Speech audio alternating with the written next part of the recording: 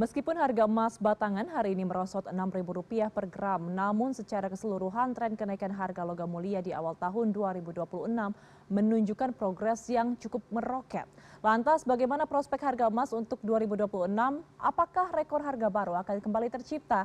Kita akan bahas bersama Mas Ibrahim Aswaibi, pengamat ekonomi, mata uang, dan komoditas. Assalamualaikum, selamat malam. Mas Ibrahim, apa kabar? Waalaikumsalam, selamat malam Rayu. Oke, Mas Ibrahim, kalau kita lihat ya, hari ini saya mencatat harga logam mulia ini ada di angka Rp2.669.000. Sebenarnya ini turun ya, 6.000 dari hari sebelumnya. Tapi yang ingin saya tanyakan, proyeksi Anda di 2026, harga emas ini bisa sampai berapa, Mas?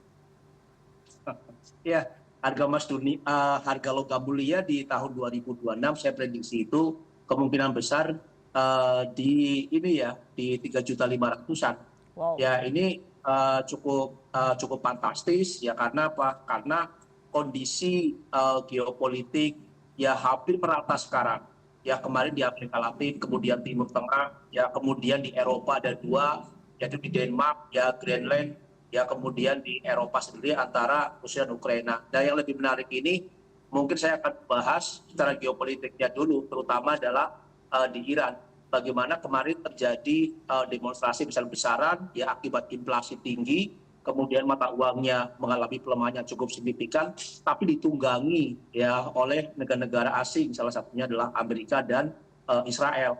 Ya tetapi kita lihat walaupun terjadi demonstrasi besar, ya banyak sekali pendemo yang tewas, ya hampir di atas 1.000. Ini mengindikasikan bahwa demonstrasi cukup besar ya di Iran, tetapi rupanya apa? Tentara Garda Nasional ini begitu setia terhadap rejim ulama ya sehingga apa? Sehingga bisa ditangani dengan dengan kondusif. Nah ini pun juga membuat Amerika dan Israel ini kembali sedikit tegang. Kenapa? Mungkin cara satu-satunya untuk menumbangkan rejim ulama itu dengan demonstrasi yang kemarin. Nyataannya tentara masih setia terhadap rejim ulama. Nah ini yang cukup menarik. Ya walaupun akhirnya Trump sendiri menghentikan akan melakukan invasi, tetapi ini masih cukup panjang karena Iran sendiri mengatakan bahwa kalau seandainya Amerika, Israel menyerang, ya Iran siap melawan. Ini baru dari Timur Tengah. Kemudian kita kembali ke Eropa, ya di mana Amerika pun juga akan menguasai ya Greenland. Nah Greenland ini cukup strategis memang di Eropa. Nah karena keinginan yang begitu kuat oleh Trump sehingga Pak Eropa pun juga seperti Jerman, kemudian Prancis, ya Denmark ini sudah akan menyiapkan pasukannya untuk mendekati wilayah-wilayah di Greenland tersebut. Ini pun juga cukup membuat satu ketegangan tersendiri. Kita harus ingat bahwa Amerika dan Eropa itu sekutu kuat ya baik Perang Dunia Pertama, Perang Dunia Kedua, tetapi permasalahan Greenland ini ya kemungkinan besar akan memanaskan situasi. Kemudian kita beralih ke Eropa Timur ya di mana Rusia dengan Ukraina. Ya kita tahu bahwa Ukraina melakukan penyerangan terhadap kota-kota di Rusia dengan menggunakan drone. Ini pun juga cukup menarik. Artinya apa? Bahwa Rusia ini akan terus melakukan penyerangan, bahkan dia mengatakan sendiri bahwa sampai kapanpun kalau seandainya Ukraina masih ada pihak ketiga yang ikut campur, ya kemungkinan besar perang ini akan panjang. Ya walaupun kemarin akan diadakan negosiasi, tapi negosiasi gagal disebabkan drone-drone Ukraina menyerang rumah dinas dari Putin sendiri. Ini dari segi geopolitik. Kemudian dari masalah perang dagang pun juga barusan saya dapat data informasi bahwa Uni Eropa ya menggunakan tarif bea anti dumping ya untuk impor alumina leburan. Ini cukup menarik. Nah prosentasenya sangat ini ya sangat besar dari 88,7% sampai 110,6%. Ini cukup besar sekali ya, kemungkinan besar dalam minggu depan kemungkinan akan ada jawaban dari Tiongkok ya dengan impor geodumping yang begitu besar. Kita harus tahu alumina itu apa sih? Alumina leburan. Alumina leburan itu adalah salah satu bahan dasar untuk pembuatan baja, ya kemudian kaca, keramik dan alat-alat pertahanan. Artinya apa? Ini sangat strategis sekali ya alumina ini, yang kemungkinan besar ini juga di minggu depan, mungkin di hari Senin, ini akan ada komentar-komentar dari juru bicara dari Tiongkok yang akan membalas biaya dumping dari Uni Eropa. Nah, dari segi perpolitikan di Amerika pun juga cukup menarik, karena minggu depan ya Powell kemudian Tina Chok kemungkinan akan dipanggil oleh Jaksa Agung, ya di mana kita melihat bahwa untuk Powell sendiri ya mengenai tentang ada dugaan ya markup untuk pembangunan gedung Bank Sentral Amerika. Kemudian tentang Tina Chok ini adalah akibat apa? Akibat Trump ya tidak puas dengan pemecatan Tina Chok yang dibatalkan oleh pengadilan federal, ya kemudian dia melangkah ke Jaksa Agung. Nah ini pun juga cukup menarik, kemungkinan besar di minggu depan ini akan terjadi fluktuasi harga emas yang memang hari ini tadi pagi ya sampai siang terjadi koreksi, tapi kembali mengalami kenaikan. Ini yang kemungkinan besar akan membuat harga emas dunia dan logam mulia ini akan terus mengalami kenaikan. Kemudian walaupun kemarin ya data pengangguran di luar ekspektasi ya itu mengalami kenaikan, ini pun juga ada indikasi bahwa Bank Sentral Amerika kemungkinan besar akan mempertahankan suku bunganya, tetapi kita harus lihat bahwa kondisi perpolitikan Amerika yang memanas kemungkinan ini akan membuat Bank Sentral Amerika ini akan menurunkan suku bunga. Karena apa? Target dari Powell sendiri ya di tahun 2026 sampai di bulan April itu kemungkinan besar akan menurunkan suku bunga 2 kali. Tetapi kalau adanya nanti di bulan Mei sudah ada pergantian, kemungkinan besar penurunan suku bunga akan lebih banyak lagi. Itu Mbak Ayu. Nah ini dari segi global untuk emas dunia. Kalau dari segi ini logam mulia sendiri ya kita tahu memang perpolitikan di Indonesia pun juga sebenarnya baik-baik saja, tetapi kalau saya lihat adanya ketidaksinkronan ya antara Kementerian Keuangan dengan Bank Indonesia ini yang membuat mata uang rupiah terus mengalami pelemahan. Walaupun ya saya optimis bahwa Bank Indonesia terus melakukan intervensi ya di pasar DNDF ya maupun di pasar NDF, pasar internasional. Tetapi saya lihat bahwa intervensi ini pun juga belum bisa menguatkan mata uang rupiah. Walaupun ya Purbaya sudah mengatakan bahwa di minggu ketiga kemungkinan besar rupiah akan menguat, tetapi saya masih pesimis ya karena apa? Kondisi global yang tak menentu ini yang kemungkinan besar akan membuat mata uang rupiah ini melemah ya di atas 17.000. Nah, pelemahan mata uang rupiah ini yang akan membuat harga logam mulia ini mengalami penguatan terus-menerus. Kemudian yang kedua tentang supply dan demand. Kita harus ingat bahwa permintaan emas pasca harga emas terus mengalami kenaikan, banyak sekali masyarakat itu yang melakukan pembelian terhadap logam mulia. Nah, sehingga apa? Barangnya sedikit, permintaannya banyak, ya namanya hukum ekonomi. Kalau barangnya sedikit, yang permintaannya banyak pasti akan terus mengalami kenaikan. Walaupun harga emas dunia turun, kemungkinan besar penurunan logam mulia pun juga akan dibatasi. Tetapi pada saat harga emas dunia naik, kemudian rupiah mengalami pelemahan, kemungkinan besar naiknya pun juga akan cukup besar. Itu Mbak Ayu. Oke, Mas Ibrahim, saya harus bilang angka 3,5 juta rupiah per gram itu angka yang sangat tinggi ya untuk harga emas. Tapi yang ingin saya tahu dengan banyaknya tadi ketidakpastian kondisi geopolitik dan juga bagaimana sistem politik di Indonesia, lemahnya harga rupiah, apakah menurut Anda kenaikan harga emas ini akan menjadi tren jangka panjang atau justru ini hanyalah reaksi sementara jangka pendek atas ketidakstabilan yang terjadi di pasar? Ya, kalau menurut saya ini jangka menengah, Mbak Ayu. Jangka menengah karena Pak Trump sendiri memimpin Amerika kemungkinan sampai tahun 2028.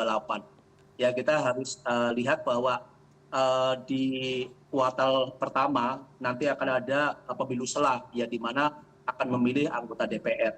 Nah, walaupun misal DPR dikuasai ya oleh mayoritas Partai Demokrat, akan melakukan impeachment, itu pun juga pasti akan tertahan ya di Kongres, karena Kongres sendiri itu adalah mayoritas adalah Partai Republik. Nah ini yang kemungkinan besar akan memanaskan situasi. Kita harus ingat bahwa misi pertama dari Trump ini adalah yang pertama perang dagang, kemudian yang kedua menurunkan harga komoditas. Bahkan berulang-ulang Trump sendiri mengatakan bahwa harga minyak mentah dunia itu harus di bawah $50 per barel. Artinya apa? Tidak mungkin akan terjadi di angka seperti itu. Misalnya cara satu-satunya adalah negara-negara yang terlalu vokal, terlalu berani terhadap Amerika ini satu persatu ditaklukkan dengan cara diinvasi seperti di Venezuela. Venezuela itu adalah salah satu negara yang mempunyai sumber daya minyak ya mentah terbesar di dunia. Artinya apa? Ini sudah kartu asnya dipegang oleh Trump, dan ini pun juga kemungkinan besar banyak kecaman-kecaman, dan ini yang akan membawa sampai akhir ya kepemimpinan Donald Trump sampai tahun 2028. Sehingga apa? Sampai kalau ada pertanyaan sampai kapan ini harga emas dunia akan mengalami kenaikan, sampai tahun 2028 ya, di mana harga emas ini masih akan naik, dan mungkin di tahun 2027 harganya akan lebih tinggi lagi. Harus diingat bahwa Trump itu suka perang, Bayu. Dia senang perang. Artinya apa? Bahwa inilah kesempatan terbaik ya bagi masyarakat, baik dari Sabang sampai Merauke, bahwa selama 3 tahun ke depan ini kesempatan terbaik bagi masyarakat untuk mengoleksi logam mulia atau melakukan tabungan atau investasi di emas digital, terutama di blockchain. Ini sangat menarik. Masih ada waktu sampai tahun 2028. Kalau seandainya 2027 ini pun juga harganya masih terus mengalami kenaikan, di 2008 pun juga pasti akan terus. Karena Pak, perang dagang ini masih akan berjalan. Apalagi nanti setelah Jaksa Agung ketemu dengan Trump, kemudian Jaksa Agung menerima ya referensi-referensi dari Trump, ya, karena Trump sendiri mengatakan bahwa kalau seandainya perang dagang ini dihentikan, kemungkinan besar Amerika akan kehilangan pendapatan ya sebesar 2 triliun US dollar. Bisa saja Jaksa Agung akan berpikir ulang untuk menghentikan perang dagang ini. Ini Mbak Ayu yang saya katakan bahwa harga emas dunia ini ya jangka menengah ya jangka menengah masih akan terus mengalami kenaikan. Oke, Mas Ibrahim, menarik kalau kita melihat dan mengaitkan juga dengan saat ini nilai rupiah yang terus melemah terhadap dolar, hampir mendekati angka Rp17.000 per dolar. Ini kan juga turut meningkatkan harga emas di Indonesia. Nah, bagaimana Anda melihat tren ke depannya? Apakah ini membuat rupiah semakin menguat atau melemah terhadap dolar? Ya, Mbak Ayu, saya setiap sore itu selalu memprediksi tentang mata uang rupiah ya. Saya melihat bahwa rupiah di minggu depan kemungkinan akan menuju level 17.000. Ini sangat mungkin sekali ya, karena apa? Karena kondisi global, kemudian juga di dalam negeri pun juga masih belum ada sinkronisasi ya antara Kementerian Keuangan dan Bank Indonesia. Ini yang saya lihat bahwa rupiah ini akan terus mengalami pelemahan, dan pelemahan 17.000 ini kemungkinan di minggu depan. Nah, ini seharusnya pemerintah dan Bank Indonesia harus berhati-hati. Apa yang saya katakan ini sebenarnya warning ya bagi pemerintah ya, terutama adalah Kementerian Keuangan ya, kemudian Menko Perekonomian, kemudian Bank Indonesia, agar berhati-hati untuk melakukan intervensi di pasar. Karena saya lihat bahwa intervensi di pasar yang saat ini pun dilakukan oleh Bank Indonesia ini sudah begitu masif ya, tapi lagi-lagi tidak bisa membuat mata uang rupiah ini mengalami penguatan. Ini tanda tanya besar, ada apa ini? Ini ada apa? Karena apa? Kita melihat bahwa pada saat Kementerian Keuangan ya Purbaya mengelontorkan dana 270 triliun dari BI ya ke Bank Himbara, itu pun juga tidak ada hasilnya sama sekali ya, bahkan dananya sekarang itu ditarik kembali. Artinya apa? Ini adalah penyaluran dana begitu besar itu hanya bersifat politis ya, tidak langsung istilahnya kena pasar. Nah, pasar pun juga bisa melihat bahwa ini yang mungkin bagi pasar ini tidak dipandang oleh Purbaya sendiri, walaupun indeks harga saham gabungan ini mengalami penguatan yang cukup signifikan ya, bahkan targetnya itu adalah 10.000. Purbaya mengatakan bahwa 10.000 kemungkinan besar akan terjadi ya di tahun 2026. Kemungkinan besar bukan tahun 2026, di kuartal pertama itu akan tembus di level 10.000. Nah, pada saat indeks harga saham gabungan tembus level 10.000, kemungkinan besar rupiah pun juga akan terus mengalami pelemahan. Nah, ini yang harus berhati-hati. Komentar seorang pejabat ini harus berhati-hati sekali, karena akan mempengaruhi kondisi pasar, terutama adalah rupiah. Itu Mbak Ayu. Oke, dengan warning yang Anda katakan tadi, Mas Ibrahim, rupiah akan terus melemah ke depannya. Apa sebenarnya langkah strategis yang bisa dilakukan oleh pemerintah sebagai antisipasi? Ya, ini pemerintah harus ya mungkin ya pemerintah dan Bank Indonesia harus kembali bertemu. Ya dulu kan sudah pernah bertemu juga katanya makan makan bebek bakar ya kan. Nah, tetapi itu secara politis. Kemudian ini harus dini lagi ya, harus dilakukan konsolidasi ulang ya antara pemerintah dan Bank Indonesia ya serta ini ya serta kementerian-kementerian yang lainnya. Karena gini Mbak Ayu, dalam satu wadah saja ya memprediksi pertumbuhan ekonomi di tahun 2026 antara pemerintah ya Kementerian Keuangan ya antara Menko Perekonomian antara Bank Indonesia pun beda-beda. Artinya apa? Mereka mempunyai strategi masing-masing. Nah, ini yang benar mana? Artinya apa? Seharusnya antara Bank Indonesia, antara Kementerian Keuangan, ya antara kementerian yang lain itu harusnya walaupun ada perbedaan dalam prediksi pertumbuhan ekonomi tahun 2026 itu hanya selisihnya sedikit. Ya karena kita melihat IMF, Bank Dunia, ya ADB, ya ini pun juga memprediksi bahwa pertumbuhan ekonomi hanya di 5%. Ya, tetapi yang lainnya begitu besar. Nah, ini pun juga harus hati-hati. Karena apa? Informasi ini pun juga akan membahayakan juga, ya terutama adalah bagi investor-investor besar.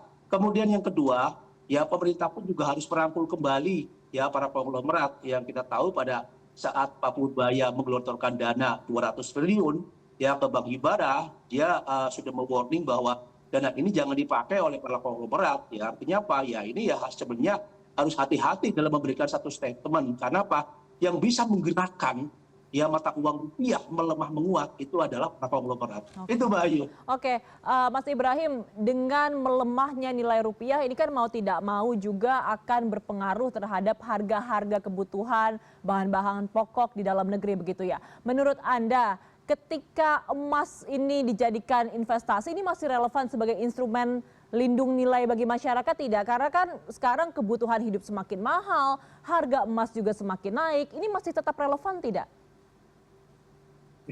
Iya, memang kalau saya lihat kalau untuk melihat daya beli masyarakat tidak relevan ya, tetapi apa yang harus dibuat oleh masyarakat? Karena apa? Ini adalah momentum terbaik bagi masyarakat ya pada saat geopolitik ya ekonomi global masih bergejolak ya lagi-lagi satu-satunya ya masyarakat harus berani untuk menyisihkan uangnya untuk investasi di logam mulia. Karena apa? Karena sekarang udah berbeda zamannya. Kalau dulu mungkin ya masyarakat orang bekerja itu makan di kafe, di restoran, ya sekarang saya lihat ini sudah berubah. Mereka mendingan makan di rumah, ya bawa langsung ya dari rumah ke kantor. Ini perbedaannya cukup mencolok. Ya saya melihat sendiri kalau saya ke kantor ya itu seperti itu. Mereka semua bawa langsung dan mereka tuh mengatakan bahwa kondisi saat ini itu kalau kita itu makan di luar, ini wah kita nggak bisa menabung. Nah, menabungnya kemana? Semua yang dibicarakan itu adalah logam mulia. Kenapa mereka? Saya ingin tahu bahwa 3 tahun ke depan ya uang saya tinggal berapa. Walaupun saya makannya dikurangi ya istilahnya yang tadinya makan di restoran, kemudian mereka makan di rumah. Ini pun juga sebenarnya bagi masyarakat ini sudah cukup tahu ya dalam kondisi saat ini. Apalagi ini memasuki musim Lebaran. Biasanya nanti setelah Lebaran ya masyarakat itu menjual logam mulia, tapi menurut saya tidak mungkin. Mereka pasti akan menahan sampai tahun 2028. Itu Mbak Ayu. Oke, Mas Ibrahim, tadi kalau Anda mengatakan bahwa sebenarnya cukup sulit ya membeli emas dengan harga yang terus naik di kondisi ekonomi seperti ini, berarti kan artinya masyarakat harus membeli di momen yang tepat begitu, ketika ada turun baru dibeli. Nah, apakah ada sebenarnya indikator tertentu yang bisa digunakan oleh masyarakat untuk bisa memprediksi nih kira-kira oh saat ini emas harganya akan naik atau justru akan terkoreksi? Ya, Mbak Ayu, misalnya masyarakat ini harus jadi juga, harus baca juga ya di media online, ya kemudian di televisi dan lain-lain lah. Karena pas sekarang kan zaman HP ya, HP Android yang ada internet, semua harus ini. Nah kemudian yang namanya perdagangan ya di emas dunia, ya ini pun juga ada fluktuasi, ada naik, ada turun. Nah turunnya seberapa? Paling-paling yang saya lihat, karena di sini adalah pegadaian, kemudian Antam sebagai market maker, kemudian permintaan cukup tinggi, barangnya sedikit. Pada saat terkoreksi harga, itu pun juga penurunan harga logam mulia pun juga terlalu besar, Mbak Ayu. Sehingga apa? Sehingga kalau seandainya sudah menurun, di harga 35.000 ya untuk logam mulia, ini sebenarnya kesempatan terbaik ya bagi masyarakat untuk melakukan pembelian. Karena pada saat nanti harganya naik kemudian rupiah mengalami pelemahan, kemungkinan besar kenaikannya itu akan di atas 35.000. Nah, di sisi lain pun juga harus diingat, kenapa sih kok pada saat harga emas dunia turun, kok kemudian kemungkinan kemudian logam mulia ini juga turunnya terbatas? Karena dibatasi oleh pelemahan mata uang rupiah. Rupiahnya melemah, ini yang membatasi sebenarnya. Ya, yang tahu hitung-hitungan sebagai market maker kan Pegadaian dan Antam. Kalau saya kan hitung-hitungan serta statistik. Ya, dari troy on, kemudian berubah menjadi gram, ya kemudian ditambah dengan ongkos, hasilnya segini. Apa yang saya buat, ya secara statistik, ini berbeda dengan penghitungan Antam dan Pegadaian. Misalnya, karena di sini adalah sebagai pedagangnya adalah Antam dan Pegadaian, ya saya harus mengikuti harga-harga yang ada tiap hari. Walaupun saya pun juga membuat juga, tapi hampir-hampir sedikit sama juga.